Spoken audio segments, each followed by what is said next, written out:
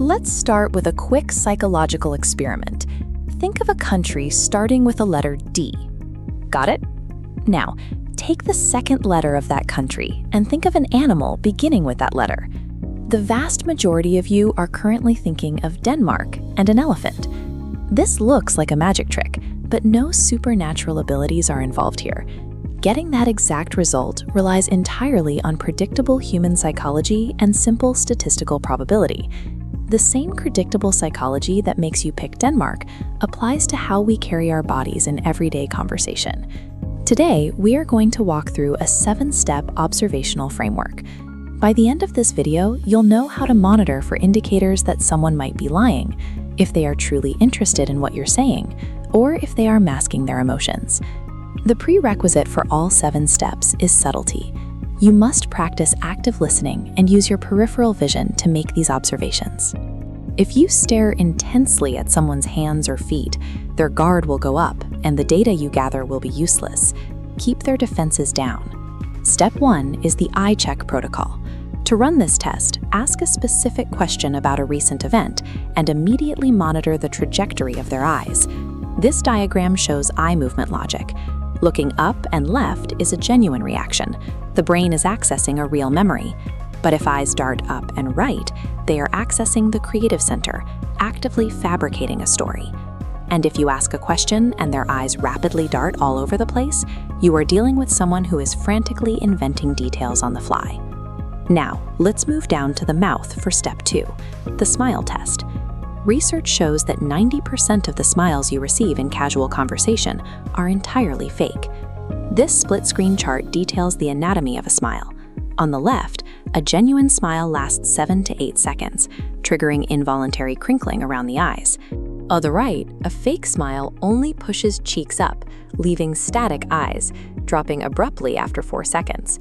Because the upper facial muscles cannot be easily controlled by conscious thought, the eyes will always be your ultimate baseline for determining authentic emotion. Step 3 moves our observational framework down to the hands. When someone folds their arms tightly or rubs their palms together repeatedly, they are broadcasting a closed posture. This signals emotional discomfort, nervousness, or a total disinterest in the conversation. Conversely, a person gesturing with open palms and expansive arm movements is highly engaged. They feel comfortable around you and are actively inviting interaction. Step 4 requires you to drop your gaze lower to run the foot check protocol. A person's feet subconsciously align with their true priority. This top-down diagram maps physical alignment. Feet planted directly at you show complete emotional investment. But if the footprint pivots outward, tilting away, their brain is secretly planning an exit strategy, already walking away in their head. People spend their entire lives training themselves to manipulate their facial expressions, but they entirely forget to guard their lower body. This makes their feet a highly reliable truth teller. Step 5 brings our attention back up to the mouth during high-stress conversational moments. Here, we are looking for brief, fleeting, self-soothing behaviors. There is a distinct difference in lip movement. If a person sucks their lips tightly inward, hiding them from view, it signals active deception or intense nervousness. If they are aggressively biting their lip, it indicates deep internal distraction. Their mind is on another problem entirely. And if you see a subject physically touch their face or cover their mouth while speaking, it is a literal manifestation of their brain attempting to hide the truth from you. Step 6 is the head movement check. Focus strictly on the velocity and the angle of their nod. A rapid, continuous nod doesn't mean they agree with you. It screams impatience. They want you to finish your sentence so they can move on. A slow, deliberate head tilt, however, signals genuine curiosity and active listening. Keep in mind, you must avoid confirmation bias. Do not jump to a massive conclusion just because someone touched their lip once. You have to look for a cluster of these micro-tells happening together to confirm your suspicion. Step 7 is the final and most aggressive technique in the framework. This is the ultimate truth test, and it relies on deploying a strategic verbal pause. When you suspect someone is lying, ask them a direct, pointed question, and then simply stop talking. Create an uncomfortable pocket of dead air and watch exactly how they react. Pay attention to their reaction time. If they fire back an abnormally rapid response to a complex question, they are prepared. They had a lie pre-rehearsed and were waiting to deploy it.